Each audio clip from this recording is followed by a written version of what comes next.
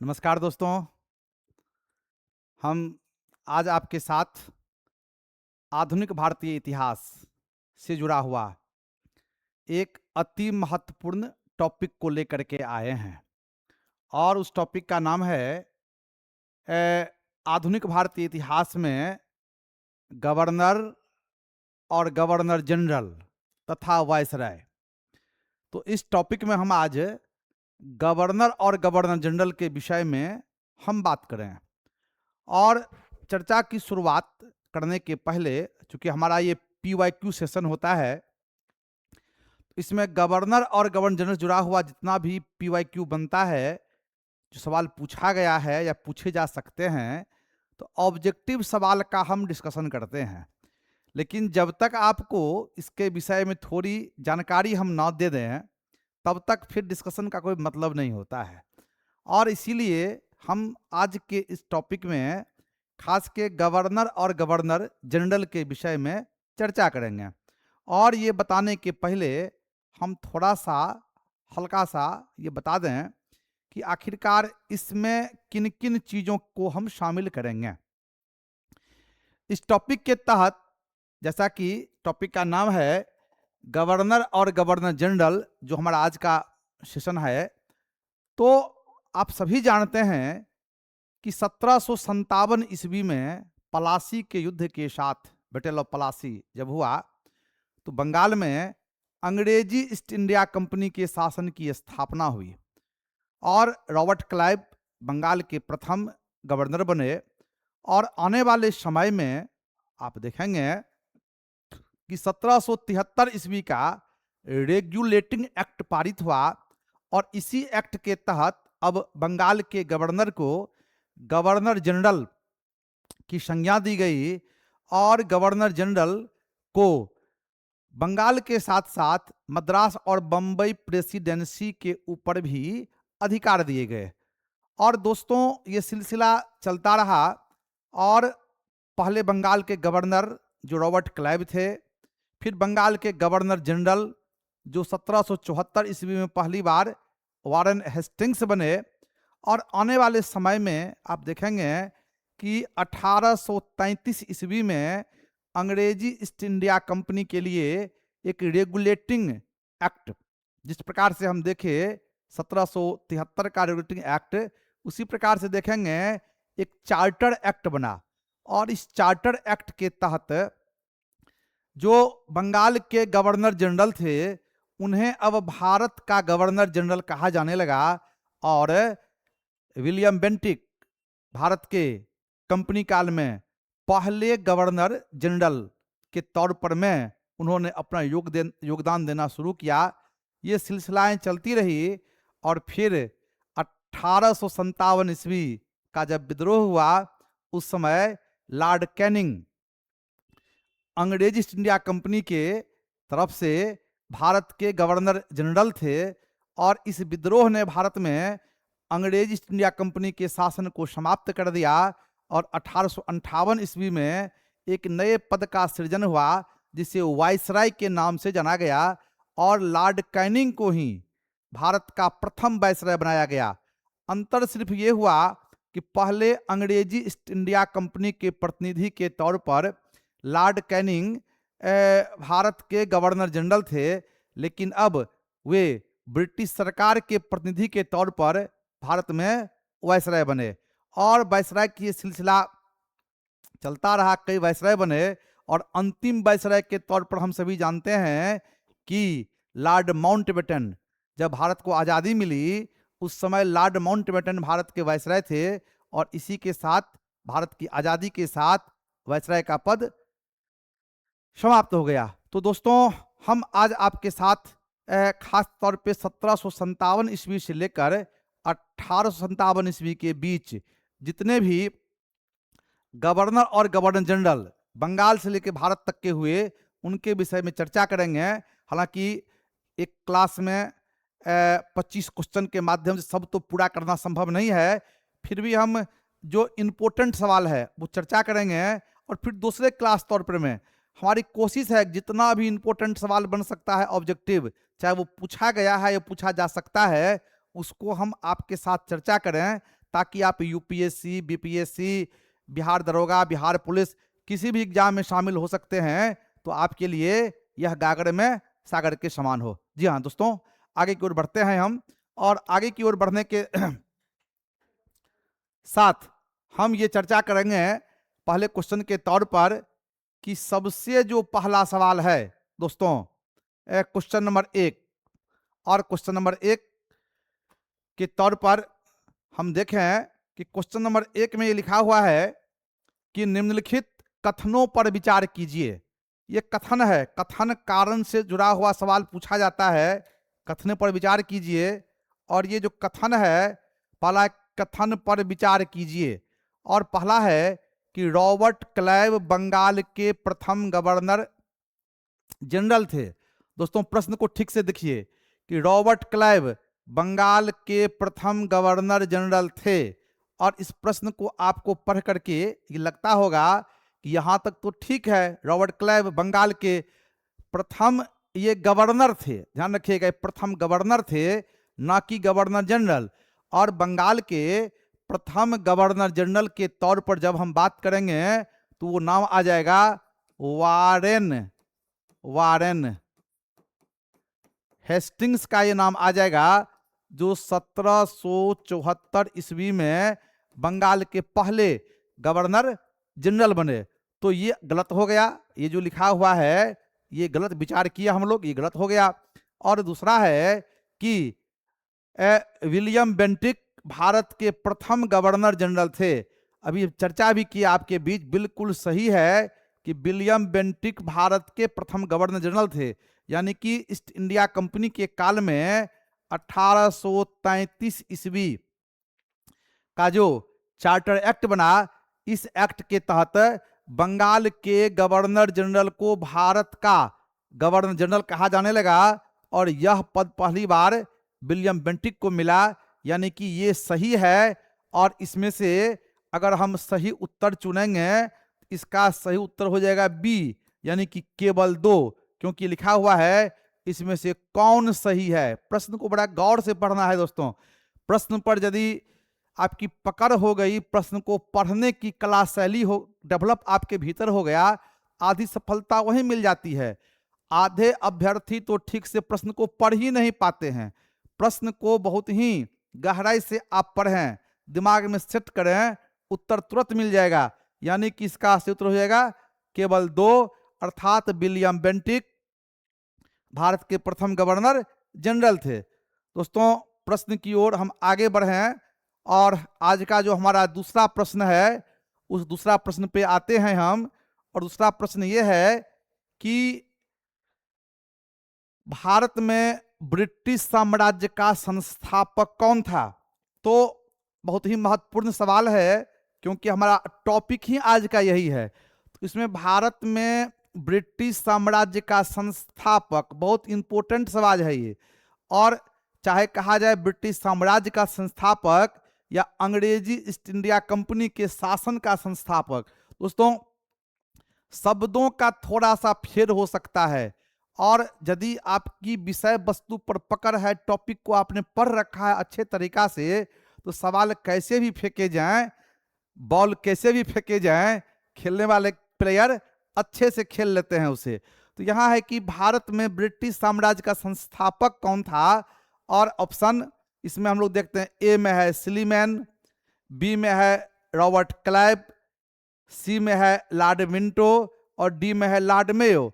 इसका सही उत्तर दोस्तों होगा रॉबर्ट क्लाइव। रॉबर्ट क्लाइव को हम लोग कहते हैं कि भारत में ब्रिटिश साम्राज्य का संस्थापक है।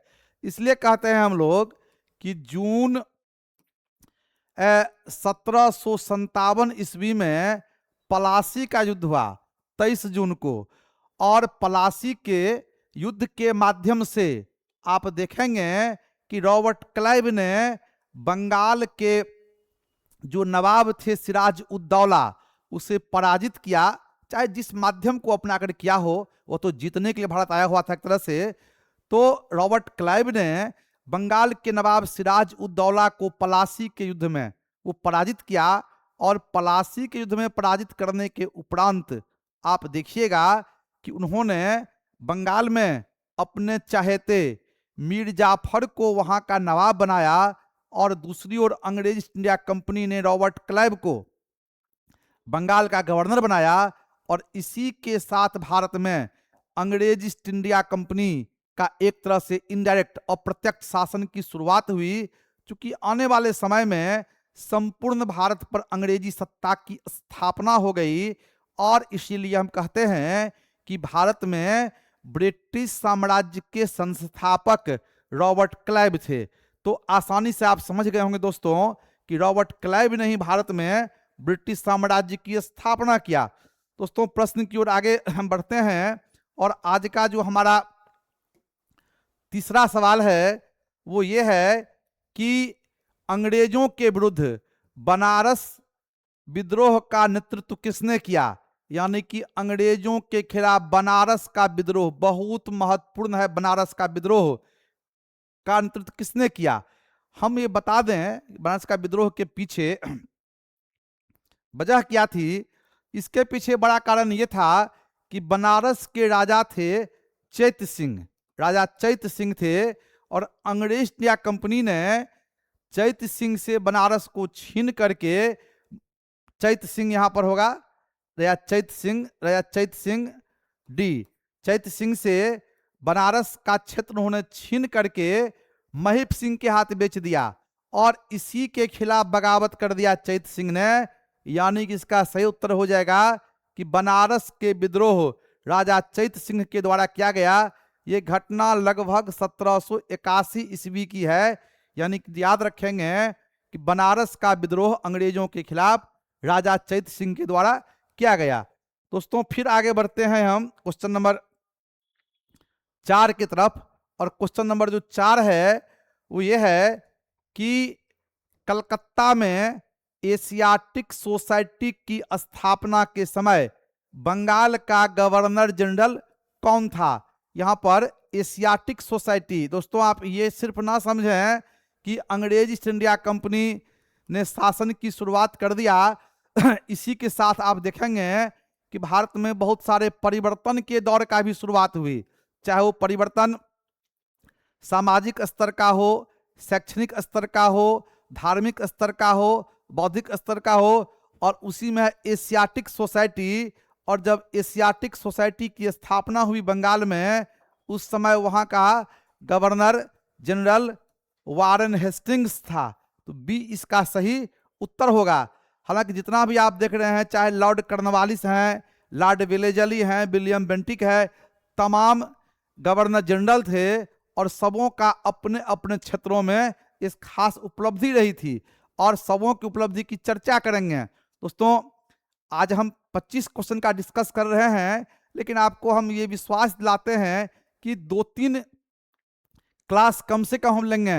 100 के आसपास इसमें लगभग प्रश्न की चर्चा करेंगे हैं और 100 में हम रॉबर्ट क्लाइव से लेकर के लॉर्ड कैनिंग तक, यानी कि 1757 से 1857 ईस्वी के बीच जितने भी गवर्नर और गवर्नर जनरल हुए, तमाम के कार्यों उपलब्धियों को हम किसी न किसी रूप में आप तक पहुंचाएंगे, ताकि इससे अगर सवाल पूछा जाए तो आपको मिस नहीं हो। दोस्तों अगले सवाल की तरफ अब हम बढ़ते हैं और अगला सवाल क्वेश्चन नंबर 5। और क्वेश्चन नंबर 5 है कि सुरक्षा प्रकोष्ठ, सुरक्षा प्रकोष्ठ, इसको रिंग फेंस भी कहते हैं, रिंग फेंस या घेरे की नीति भी कहते हैं। यानी कि रिंग फेंस या सुरक्षा प्रकोष्ठ या घेरे की नीति, अलग अलग नाम से इसे जानते हैं। और इसका संबंध किस गवर्नर जनरल के साथ है, तो सबसे पहले इसका उत्तर बता दें आपको हम कि इसका सही उत्तर हो जाएगा वारेन हेस्टिंग्स। वारेन हेस्टिंग्स के साथ सुरक्षा प्रकोष्ठ का संबंध है। अब आपको हम ये बताने का प्रयास कर रहे हैं आखिर ये है क्या। ये रिंग फेंस की नीति जो है, इसके तहत होता क्या था कि अंग्रेजी ईस्ट इंडिया कंपनी के जो गवर्नर जनरल होते थे, वो कुछ भारतीय राज्य को मध्यवर्ती राज्य बनाते थे, मध्यवर्ती बिचौलिया वो राज्य बनाते थे और उस राज्य की सुरक्षा के माध्यम से ब्रिटिश राज की रक्षा करते थे। और इसमें सबसे बड़ी भूमिका रही अवध की। अवध को मध्यवर्ती राज्य बनाया गया था और ये मध्यवर्ती राज्य जो था वो अंग्रेज ईस्ट इंडिया कंपनी और मराठों के बीच। इसी प्रकार देखिएगा आप कि बाकी मामलों में भी अंग्रेज ईस्ट इंडिया कंपनी अपनी रक्षा के नाम पर दूसरे भारतीय राज्य की रक्षा करता था, उसका खर्च उसी राज्य से लेता था। और इसी नीति को कहते हैं हम लोग रिंग फेंस की नीति या सुरक्षा प्रकोष्ठ की नीति या अवध में घेरे की नीति। दोस्तों, अगर आप मिथिलांचल के भोज से परिचित होंगे तो अच्छा एग्जाम्पल आपको दे। मिथिला में जब भोज होता है और लोग भोज खाने के लिए बैठते हैं तो खुद अगर उसे लेना होता है कोई वस्तु, बगल वाले को दीजिए, तो बगल वाले को देने के नाम पर वो खुद लेना चाहता है। इस बात को समझ जाते हैं, समझ गए हैं। तो इस प्रकार देखिएगा कि अंग्रेज ईस्ट इंडिया कंपनी अपने राज्य की रक्षा के लिए जो पड़ोसी राज्य था उसके सुरक्षा पर बल देता था, ताकि अगर उस राज्य की सुरक्षा हो गई तो फिर ब्रिटिश राज की रक्षा अपने आप हो जाएगी।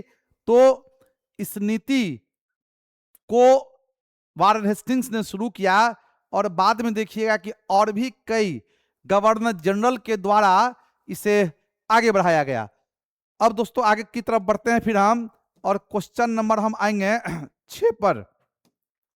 क्वेश्चन नंबर 6, बंगाल में द्वैध शासन ड्यूएल, बंगाल में द्वैध शासन प्रणाली किसने लागू किया? द्वैध शासन प्रणाली।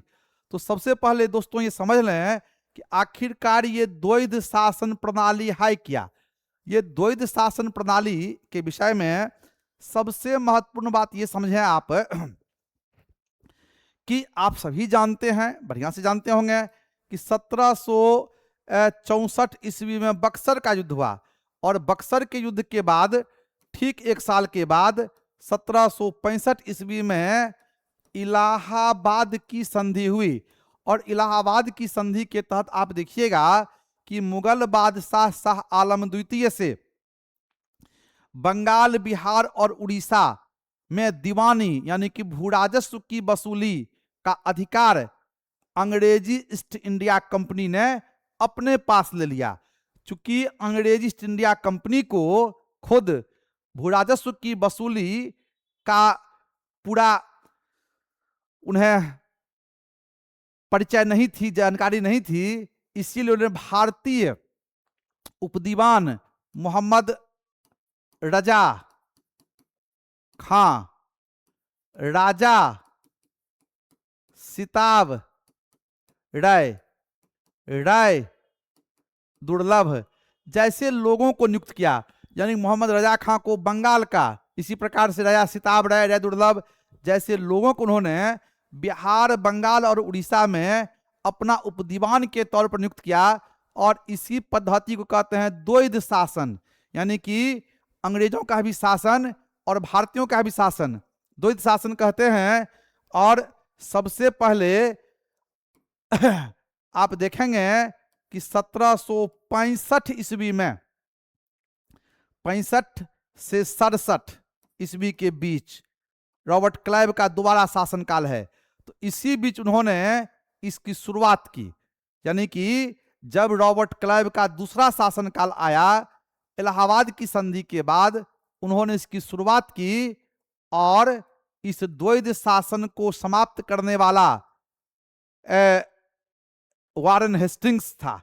यानी कि वारेन हेस्टिंग्स जब बना गवर्नर जनरल तो सबसे पहले उन्होंने इस द्वैध शासन को समाप्त किया, क्योंकि द्वैध शासन के कारण बंगाल कम ही दिनों में बर्बादी की कगार पर पहुंच गया।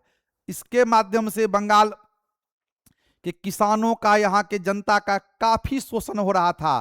बंगाल दिन प्रतिदिन वीरान हो रहा था, यहाँ की अर्थव्यवस्था चौपट हो रही थी। और इसीलिए वारेन हेस्टिंग्स ने सबसे पहले इस द्वैध शासन को समाप्त किया। यानी कि आप याद रखिएगा कि द्वैध शासन को लागू किया रॉबर्ट क्लाइव ने और समाप्त किया वारेन हेस्टिंग्स ने। दोस्तों आगे की तरफ बढ़ते हैं और क्वेश्चन नंबर 7 जो है इसमें लिखा हुआ है कि किस गवर्नर जनरल पर महाभियोग का मुकदमा चला। इम्पीचमेंट यानी कि महाभियोग का मुकदमा किस गवर्नर जनरल के ऊपर चला। तो इसमें 4 ऑप्शंस है, वारन हेस्टिंग्स है, रॉबर्ट क्लाइव है, लॉर्ड कर्नवालिस है और लॉर्ड वेलेजली है। इसका सही उत्तर होगा वारन हेस्टिंग्स। वारन हेस्टिंग्स के ऊपर आप देखेंगे कि इम्पीचमेंट यानी कि महाभियोग की कार्रवाई इंग्लैंड के पार्लियामेंट में चला और इसका सूत्रधार था वर्क नामक संसद। एक्चुअली आप देखेंगे कि जब वारन हेस्टिंग्स भारत का गवर्नर जनरल था, बंगाल का गवर्नर जनरल, बंगाल ये ध्यान रखेंगे, गवर्नर जनरल था, तो 3 ऐसा कार्य उन्होंने किया जिससे बड़ी लोगों को निराशा हुई। अंग्रेज ईस्ट इंडिया कंपनी की, ब्रिटिश सरकार की बदनामी हुई। और इसमें एक कार्य यह था कि उन्होंने बंगाल में आप देखिएगा कि नंद कुमार और मोहन कुमार का एक मामला और झूठे मुकदमा में फंसा करके उसे फांसी पर लटका दिया गया था। इससे बड़ी बदनामी हुई। दूसरा आप देखिएगा कि बंगाल में हम बताए बंगाल की घटना कि मोहन कुमार नंद कुमार वाली मामला जिसमें फांसी पर गलत तरीका से लटकाया गया था। दूसरा देखिएगा आप कि अवध की घटना, अवध की बेगम से उन्होंने अनुचित तरीका से रकम की वसूली की थी, जबकि उन्होंने आश्वासन दिया था अवध के नवाब को कि हम बेगम की जो पूंजी है, जो संपत्ति है, उसमें किसी प्रकार का दखल अंदाजी नहीं देंगे। लेकिन वारन हेस्टिंग्स अपने वायदे से मुकरते हुए अवध के बेगम के पास जितनी संपत्ति थी वो हड़प लिया। और तीसरा बताए आपको हम बनारस की घटना, बनारस की घटना, राजा चैत सिंह का मामला की चर्चा भी किए थे हम कि राजा चैत सिंह को उन्होंने राजा के पद से हटा करके इस पद को महब सिंह के हाथ बेच दिया था। तो चैत सिंह का ये तीनों मामला जो है बड़ा गंभीर आरोप था वारन हेस्टिंग्स के ऊपर। और इसी कारण जब लौटा वारन हेस्टिंग्स लंदन, तो इंग्लैंड के पार्लियामेंट में उनके ऊपर में महाभियोग की कार्रवाई चली। बर्क ने लगाया था यह आरोप, लेकिन भारत में इतनी सारी इनकी उपलब्धियां थी अंग्रेजी राज के लिए कि कहीं ना कहीं वो न्याय को दबा दिया। और अंत में आप देखिएगा कि लगभग 1795 ईस्वी में ये महाभियोग समाप्त हो गया, बड़ी हो गया।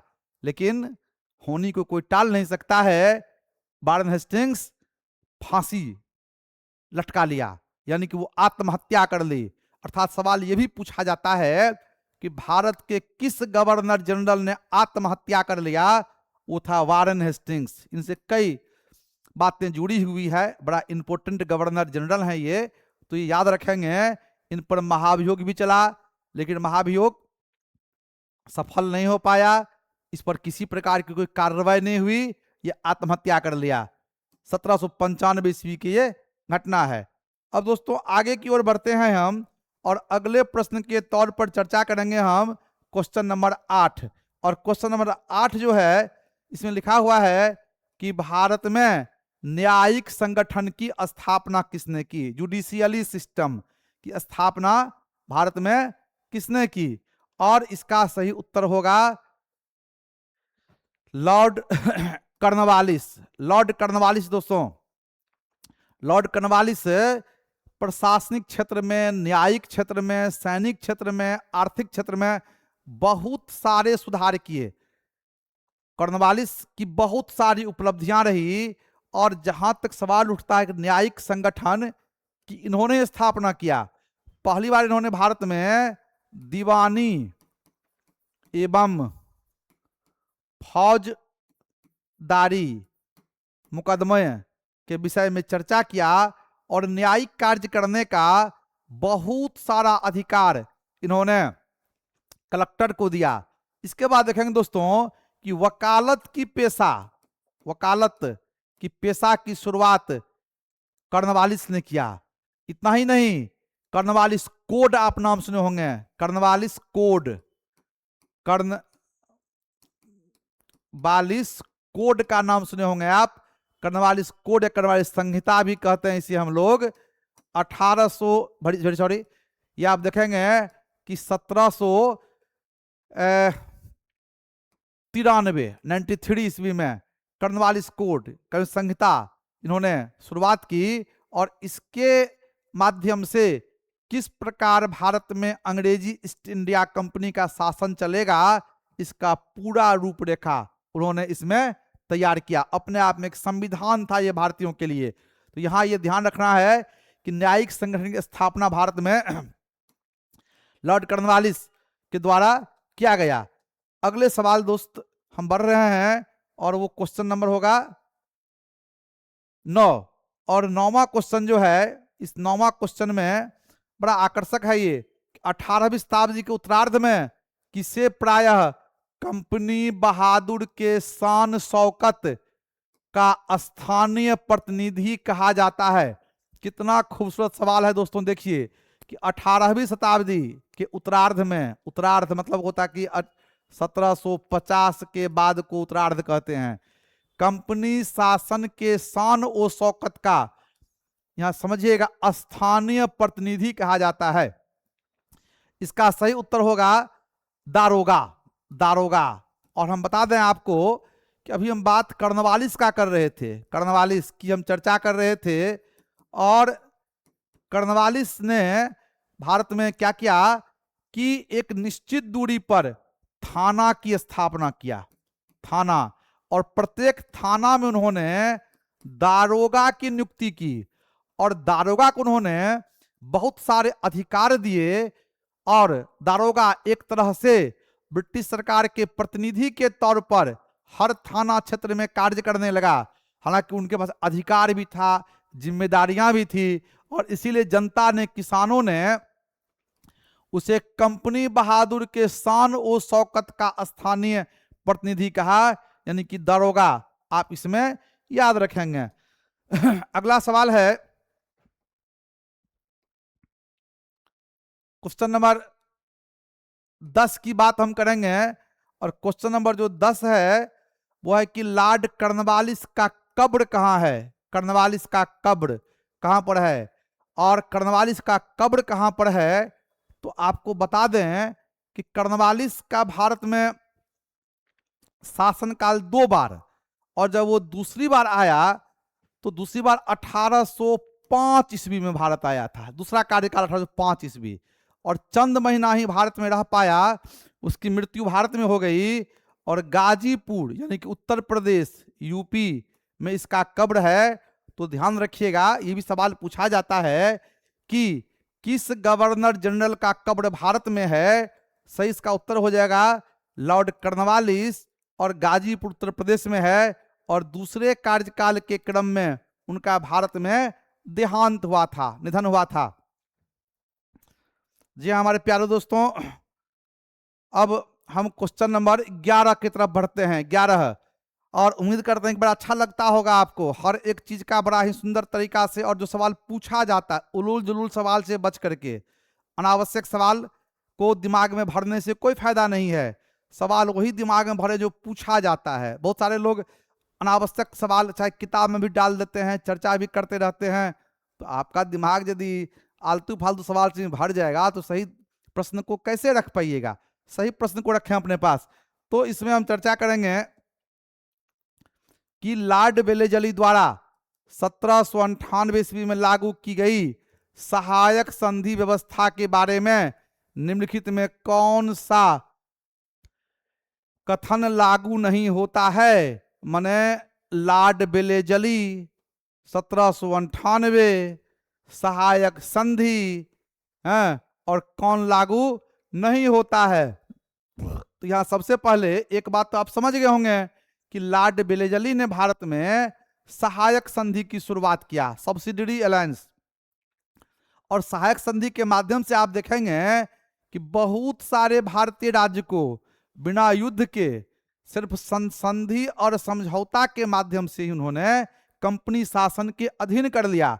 और इसके पीछे जो उनका उद्देश्य था, जो उन्होंने बातें कही, वो ये है कि दूसरों के खर्च पर एक बड़ी सेना बनाए रखना। बिल्कुल ये दोस्त सही है, ये सही है, हमको चुनना गलत चुनना है यहाँ पर। ये सही है कि लॉर्ड वेलेजली का ये उद्देश्य था कि सहायक संधि के माध्यम से हम एक ऐसे सेना का गठन करें जिसका खर्च देशी राज्य दे। चूंकि लॉर्ड वेलेजली जिन भारतीय रियासतों के साथ, राजे महाराजे के साथ ये संधि करता था, उस राज्य में अंग्रेज ईस्ट इंडिया कंपनी की एक सेना रहती थी, और इस सेना का पूरा जो खर्च है वो उस स्थानीय शासकों को उठाना होता था। बिल्कुल ये सही है। दूसरा है कि भारत को नेपोलियन के खतरों से सुरक्षित रखना। दोस्तों यह भी सही है। जिस दौर की हम बात कर रहे हैं, उस समय फ्रांस के शासक नेपोलियन लगभग आधे से ज्यादा यूरोप को जीत चुका था। नेपोलियन के खिलाफ जितने भी यूरोपीय मोर्चा बने थे सब ध्वस्त हो चुका था। नेपोलियन मिस्र और सीरिया का विजय कर चुका था, और अब वह भारत के ऊपर आक्रमण करने का गंभीरता पूर्वक विचार कर रहा था। थोड़ा सा दोस्तों समझिए इस बात को कि अगर नेपोलियन अपने समय में जो रफ्तार था अगर सफल हो जाता, तो भारत पर अंग्रेजों का नहीं बल्कि फ्रांस का शासन होता। क्योंकि जिस दौर की बात हम कर रहे हैं, 1798 की बात कर रहे हैं, वह अपने आप में नेपोलियन, जानते हैं आप लोग विश्व विजेता कहते हैं, तो नेपोलियन के बड़ा अभियान का दौर था। बहुत सारे देश को अपने अधिकार में उन्होंने कर लिया। मिस्र को जीत लिया, सीरिया को जीत लिया, भारत को जीतना चाहता था। तो वेलेजली इसी परिस्थिति में, इसी समय भारत आया। यह मामूली समय नहीं था, बहुत ही कठिन और गंभीर दौर था। वेलेजली आया और उन्होंने इन भारतीय राज्यों से सहायक संधि करके आप देखेंगे कि नेपोलियन के खतरा से इसे सुरक्षित किया। और तीसरा है कंपनी के लिए एक निश्चित आय का प्रबंध। ये गलत है दोस्तों। सहायक संधि के माध्यम से किसी प्रकार का उन्होंने वो इस प्रकार का आमदनी का स्रोत डेवलप नहीं किया था। अगला है कि भारतीय रियासतों के ऊपर ब्रिटिश सर्वोच्चता स्थापित करना। बिल्कुल ये सही है कि उन्होंने सहायक संधि के माध्यम से भारतीय रियासतों के ऊपर अपनी सर्वोच्चता स्थापित करने की चेष्टा किया। यानी कि ए सही है, बी सही है, डी सही है, सी गलत है। तो अब आप समझ गए होंगे इस प्रकार के सवाल का उत्तर हमें कैसे ढूंढना है।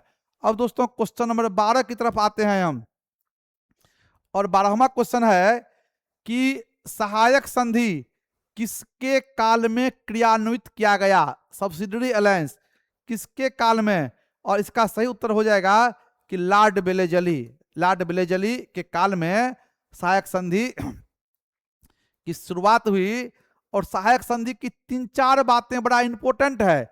सबसे पहली बात यह है कि सहायक संधि के तहत क्या होता था कि देशी राजाओं के पास, राज्यों के पास पत्र लिखता था वेलेजली और कहता था कि आप अंग्रेजी ईस्ट इंडिया कंपनी को अधीनता मान लीजिए। नंबर 1 बात। दूसरा बात ये होता था, वो कहता था कि आपके आंतरिक मामले में हस्तक्षेप हम नहीं करेंगे, आप खुद अपने राज्य का शासन आप चलाइए। वो तीसरी बात कहता था कि पड़ोसी राज्यों के साथ दोस्ती या दुश्मनी बगैर अंग्रेजी कंपनी के अनुमति के आप नहीं कर सकते हैं। बड़ा गंभीर बात थी ये कि पड़ोसी राज्य के साथ आप दोस्ती या दुश्मनी जो भी करेंगे इसकी जानकारी अंग्रेजी कंपनी को होनी चाहिए, और अंग्रेजी कंपनी की इजाजत के बाद ही आप कदम उठा सकते हैं। अगली बात ये होती थी कि जो भी राज्य अंग्रेजी कंपनी के साथ सहायक संधि करता था वह अपने राज्य में अंग्रेज ईस्ट इंडिया कंपनी की सेना को रहने के लिए एक क्षेत्र प्रदान करता था। और अगली बात कि उस सेना का पूरा खर्च वही देशी राज्य के राजा उठाते थे। और ये सहायक संधि के माध्यम से कई राज्यों का अंग्रेजी कंपनी ने अपने शासन में विलय किया। वेलेजली ने इसका प्रारूप तैयार किया था, और सबसे पहला राज्य था हैदराबाद। हैदराबाद पहला राज्य था जो 1798 ईस्वी में विलेज अली के साथ इस संधि को करके अपनी स्वतंत्रता कंपनी के हाथ बेच दिया, सुरक्षा मोल लिया। और कहा भी जाता है कि यह जो सहायक संधि की बात है वह देशी राज्यों ने अपनी सुरक्षा के बदले अपनी स्वतंत्रता को कंपनी के पास गिरवी रख दिया। दोस्तों अगले सवाल की ओर बढ़ते हैं हम, और अगला सवाल है क्वेश्चन नंबर 13, और 13वां क्वेश्चन है कि ईस्ट इंडिया कंपनी का राजपूत राज्यों से सहायक संधि करने का मुख्य उद्देश्य क्या था। यहां फिर से सुनिए कि ईस्ट इंडिया कंपनी का राजपूत राज्यों से सहायक संधि करने का मुख्य उद्देश्य, मतलब पूरे भारत में अंग्रेज ईस्ट इंडिया कंपनी ने सब्सिडरी अलायंस किया, सहायक संधि किया, और राजपूत राज्यों के साथ भी किया। और इसके पीछे सबसे बड़ा कारण था अंग्रेजों की प्रभुसत्ता स्थापित करना। भारत में ब्रिटिश प्रभुसत्ता स्थापित करने के उद्देश्य से उन्होंने यह संधि राजपूतों के साथ की। अगला सवाल नंबर 14, निम्नलिखित युग्मों में से कौन सा सही सुमेलित है। इसमें कौन सही सुमेलित है, सुमेलित की बात करें, सुमेलित नहीं है, सुमेलित नहीं है, ध्यान दीजिएगा, नहीं है। इसमें पहला है बक्सर का युद्ध 1764, बिल्कुल सुमेलित है, सही है। भी है कि सहायक संधि 1763, गलत है ये, इसलिए गलत है। 1798 ये होना चाहिए, भी गलत है। सी है भारत में ईस्ट इंडिया कंपनी का एकाधिकार का अंत यहां होगा, अंत। यानी कि आप देखेंगे कि भारत में अंग्रेज ईस्ट इंडिया कंपनी का जो व्यापारिक एकाधिकार था वो पूरी तरह से 1833 के एक्ट के माध्यम से समाप्त कर दिया गया, वो अंत हो गया। और फिर चौथा है कि ब्रिटिश नागरिक और कंपनियों के लिए भारत में व्यापार खोला गया 1813 ईस्वी का जो एक्ट बना था, इसके तहत ही आप पहले समझिए कि 1813 ईस्वी, ध्यान से समझिएगा, 1813 ईस्वी में बना था एक एक्ट, इसे चार्टर एक्ट कहते हैं। और इस चार्टर एक्ट के माध्यम से आप देखेंगे कि पहली बार अंग्रेजी ईस्ट इंडिया कंपनी का जो व्यापारिक एकाधिकार था, मोनोपोली था, उसे समाप्त कर दिया गया। यहां बता दें आपको हम कि 1600 ईस्वी में जब अंग्रेजी ईस्ट इंडिया कंपनी की स्थापना हुई थी, महारानी एलिजाबेथ प्रथम ने इस कंपनी को मान्यता देते हुए 15 वर्षों के लिए पूर्वी देशों के साथ व्यापारिक एकाधिकार प्रदान किया। यह किन प्रकार इन सिलसिला चलता रहा, और आप देखें कि 213 साल तक अंग्रेजी ईस्ट इंडिया कंपनी का यह मोनोपोली रहा। लेकिन जब ये एक्ट बना, चार्टर एक्ट 13 ईस्वी में, इसके तहत साफ साफ ये कह दिया गया कि अब अंग्रेजी ईस्ट इंडिया कंपनी का व्यापारिक एकाधिकार भारत में नहीं रहेगा, सिर्फ और सिर्फ चीन देश, चीन देश और चाय जो पीते हैं हम लोग, चाय के व्यापार पर अंग्रेजी ईस्ट इंडिया कंपनी का मोनोपोली रहने दिया गया।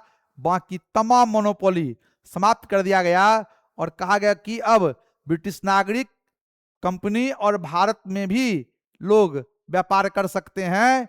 और हम जो बात किए थे कि चीन और चाय का, आप देखेंगे कि 1833 के एक्ट के माध्यम से उस एकाधिकार को भी समाप्त कर दिया गया। यानी कि 1833 ईस्वी के चार्टर एक्ट के माध्यम से अब अंग्रेजी ईस्ट इंडिया कंपनी आने वाले 20 साल तक भारत में राजनीतिक गतिविधियां में भाग ले सकती थी। व्यापारिक मोनोपोली उसका समाप्त हो गया। दोस्तों अब आगे बढ़ते हैं हम लोग, क्वेश्चन 15 की तरफ बढ़ते हैं। और क्वेश्चन 15 जो है, इसमें है कि उस समय जब नेपोलियन की शक्ति के सामने यूरोप साम्राज्य धाराशायी हो रहे थे, नीचे लिखे गए गवर्नरों में से भारत में किसका पताखा फहरा रहा था? इसकी चर्चा पहले कर चुके हैं हम, और आप समझ भी गए होंगे। बेलेजली की बात यहां पर हम किए थे। लॉर्ड बेलेजली, जब नेपोलियन पूरे यूरोप में अपना परचम लहरा रहा था, नेपोलियन ने यूरोप के तमाम मोर्चे को ध्वस्त कर दिया था, अधिकांश क्षेत्र को जीत लिया था, उसी समय बेलेजली भारत का गवर्नर जनरल था। और दाद देना पड़ेगा बेलेजली को, न सिर्फ भारत को उन्होंने नेपोलियन के आक्रमण से सुरक्षित रखा, बल्कि यहां उन्होंने ब्रिटिश राज को और मजबूत की, और सहायक संधि की बात तो अभी किए ही हैं आपके साथ हम। अगला सवाल होगा क्वेश्चन नंबर 16, और 16वां क्वेश्चन है कि निम्नलिखित में से कौन सा युग्म सुमेलित नहीं है? देखिए नहीं है, बार बार के नहीं है और नहीं है पर ध्यान दीजिएगा। हेक्टर मुनरो बक्सर का युद्ध, बिल्कुल ये सही है। 1764 में जब बक्सर का युद्ध हुआ तो अंग्रेजी ईस्ट इंडिया कंपनी की ओर से प्रधान सेनापति के तौर पर हेक्टर मुनरो थे, बिल्कुल सही है। बी है कि लॉर्ड हेस्टिंग्स, आंग्ल नेपाल युद्ध, बिल्कुल दोस्त सही है। 1814 से लेके 1816 ईस्वी के बीच आंग्ल नेपाल युद्ध हुआ। इस समय लॉर्ड हेस्टिंग्स बंगाल के गवर्नर जनरल थे। अगला है कि लॉर्ड बेलेजली, और लॉर्ड बेलेजली के काल में चतुर्थ आंग्ल मैसूर युद्ध हुआ 1799 ईस्वी में, बिल्कुल ये सही है।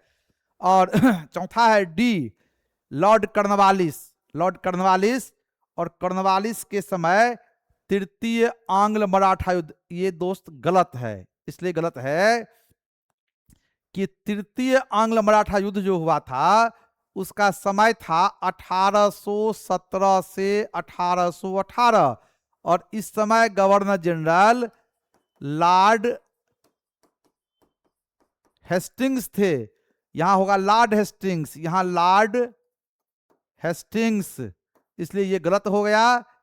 अर्थात ए, बी और सी सही है, डी गलत है, ये सुमेलित नहीं है। दोस्तों आगे की तरफ बढ़ते हैं हम, और अगला सवाल क्वेश्चन नंबर 17।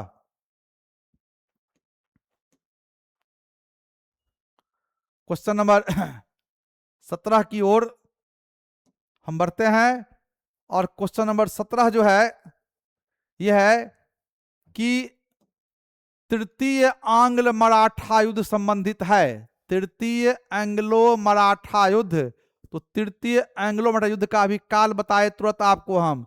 1817 से 18 के बीच तृतीय आंग्ल मराठा युद्ध हुआ, और इस समय लॉर्ड हेस्टिंग्स बंगाल के गवर्नर जनरल थे। और यह युद्ध जो है, थोड़ी जानकारी आपको हम दे दें कि इस समय अंतिम मराठा पेशवा बाजीराव द्वितीय था, उनकी पराजय हो गई, और इसी के साथ आप देखेंगे कि पेशवा के काल का समाप्त हो गया, और बाजीराव द्वितीय को अंग्रेजी ईस्ट इंडिया कंपनी का पेंशनर बना करके कानपुर के पास बिठूर भेज दिया गया। मराठा काल धराशायी समाप्त हो गया।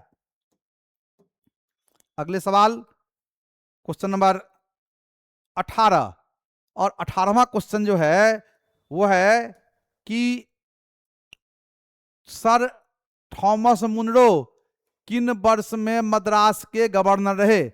यानी कि थॉमस मुनरो मद्रास के गवर्नर कब रहे? बहुत इंपॉर्टेंट सवाल है, इसको आसान मत समझिए। मद्रास के गवर्नर कब रहे? और इसका सही उत्तर हो जाएगा ए 1920 से लेकर के 27। दोस्तों यहां ध्यान रखिएगा कि थॉमस मुनरो 1920 से 27 मद्रास के गवर्नर रहे। यह बहुत इंपॉर्टेंट बात नहीं है। इंपॉर्टेंट बात यहां पर यह है कि जिस समय टॉमस मुनरो मद्रास के गवर्नर रहे, उसी समय उन्होंने मद्रास का एक जिला है बारा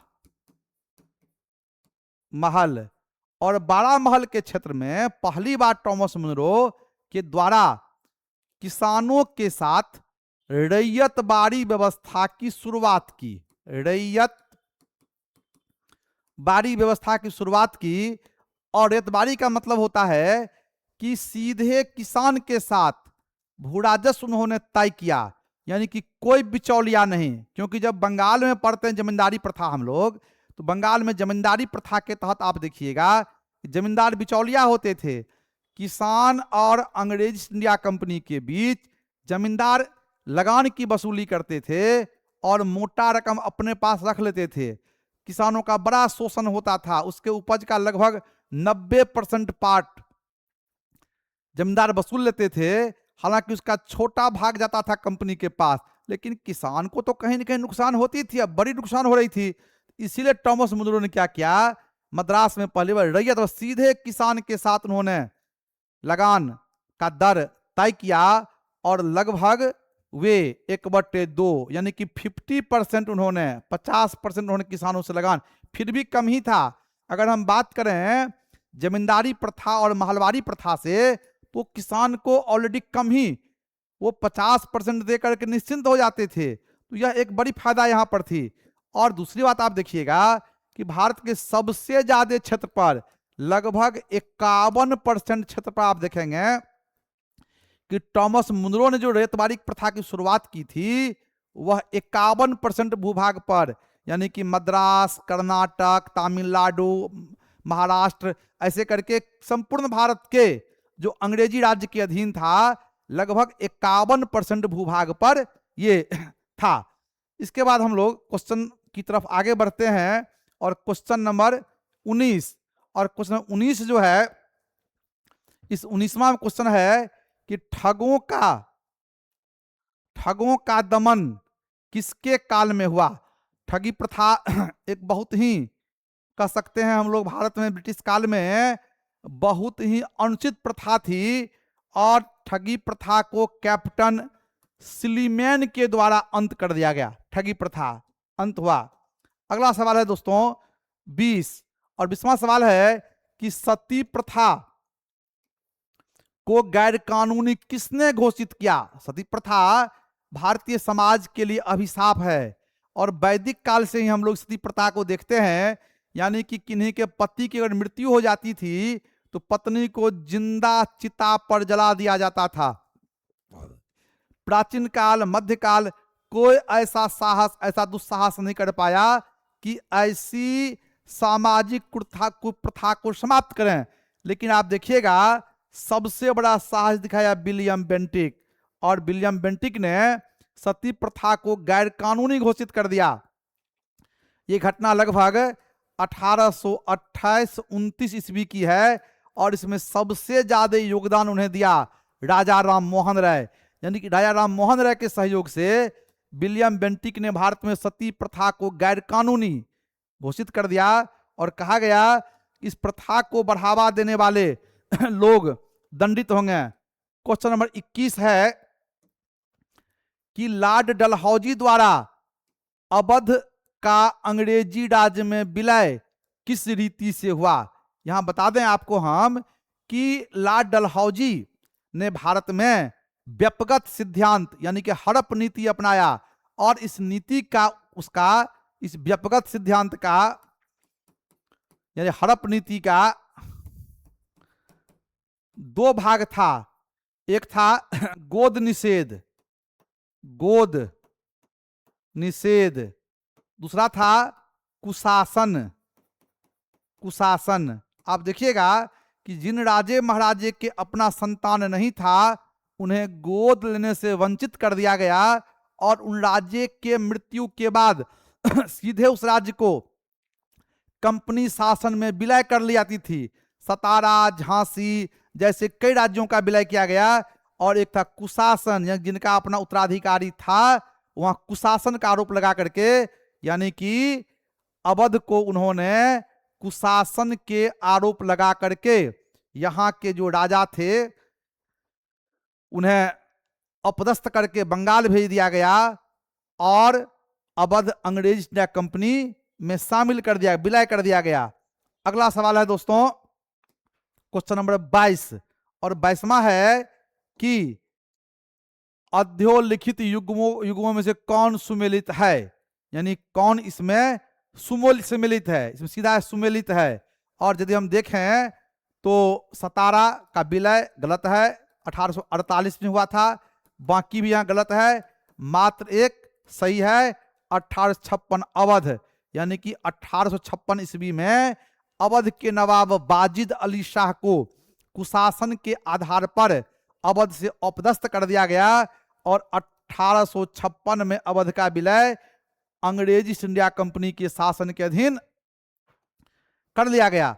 अगला सवाल है दोस्तों क्वेश्चन नंबर 23 और ये सवाल है कि जेम्स एंड्रयूज रैमजे भारत के किस गवर्नर जनरल का वास्तविक नाम था? बहुत इंपॉर्टेंट सवाल है, याद रखेंगे। जेम्स एंड्रयूज रैमजे किस गवर्नर जनरल का वास्तविक नाम था? इसका सही उत्तर हो जाएगा लॉर्ड डलहौजी, और लॉर्ड डलहौजी का नाम था जेम्स एंड्रयूज, भारत के गवर्नर जनरल थे। अगला सवाल है 24 और ये सवाल है क्वेश्चन नंबर 24 और अंग्रेजों द्वारा सिंध पर विजय संपन्न हुआ, यानी कि अंग्रेजों ने सिंध का कब विजय किया? इसका सही उत्तर हो जाएगा लॉर्ड एलनबरो। एलनबरो के समय में सिंध का विजय, और सिंध के विजय के साथ भारत के कई राज्यों के विजय का रास्ता अपने आप खुल गया। और आज का अंतिम सवाल क्वेश्चन नंबर 25 और क्वेश्चन नंबर 25 की बात हम करेंगे, जो आज का मेरा अंतिम सवाल होगा 25वां, और यह है कि भारत में प्रथम रेलवे लाइन किस गवर्नर के समय बिछाई गई? बहुत इंपॉर्टेंट सवाल है, इसका से तो लॉर्ड डलहौजी, और डलहौजी के काल में ही प्रथम रेलवे लाइन भी बिछाई गई। और 16 अप्रैल 1853 ईस्वी को बम्बई और थाने के बीच प्रथम रेल चला, जिसकी दूरी लगभग 34 किलोमीटर थी। तो डलहौजी के द्वारा जो रेलवे चलाया गया एक क्रांतिकारी ये निर्णय था, क्रांतिकारी कार्य था, और इसके साथ भारत में संचार व्यवस्था के क्षेत्र में बड़ी प्रगति हुई। खास करके ऑर्नाल्ड नामक विद्वान कहते हैं कि रेलवे भारत में वह कार्य कर दिखाएगी जो बड़ा बड़ा राजवंश नहीं कर पाया था।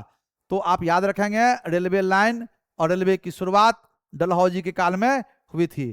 तो दोस्तों आज का हमारा ये अंतिम ये प्रश्न था, अंतिम सवाल था, और इस प्रकार से हम 1757 से लेकर के 1857 ईस्वी के बीच जितने भी प्रश्न बन सकते हैं उसमें से सब तो नहीं संभव था फिर कहेंगे, लेकिन जो इंपॉर्टेंट सवाल है वो हम चर्चा किए। इस पे हमारा 3 वीडियो और होगा, ध्यान रखिएगा।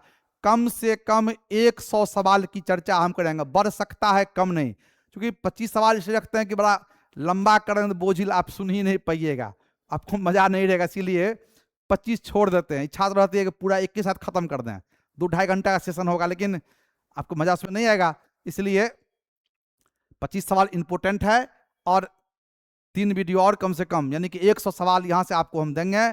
तो निश्चित तौर पर आपसे उम्मीद करते हैं कि ये आपको बहुत अच्छा लगा होगा, बहुत ही ध्यान से आप सुने होंगे, आप समझे होंगे, आप समझेंगे और इससे लाभ भी आप उठाएंगे। और इसी प्रकार जितना भी संकल्प का वीडियो है, तो सबसे पहले संकल्प सिविल सर्विसेज का जो यूट्यूब चैनल है, आप उस चैनल को सब्सक्राइब कर लीजिए, और सब्सक्राइब करने के उपरांत अपने दोस्त को भी बताइए। आप इस वीडियो को लाइक कीजिए, अगर अच्छा लगता हो आप शेयर कीजिए, क्योंकि आप अगर हमारे उत्साह को, हमारे हौसला को बढ़ाएंगे तो आपके लिए और अच्छे से काम हम कर पाएंगे। हमारी ये कोशिश है कि जितना समय आप इस वीडियो को देखने में लगाएंगे कुछ आपको मिले, आपको लाभ मिले, और बाकी तो बेहतर जज आप कर सकते हैं। अगर कोई सलाह हो, कोई सुझाव हो, अवश्य हमारा जो टेलीफोन नंबर है आप उस पर दे सकते हैं। मेरा नंबर है 7045499076। फिर सुन लें, 7045499076।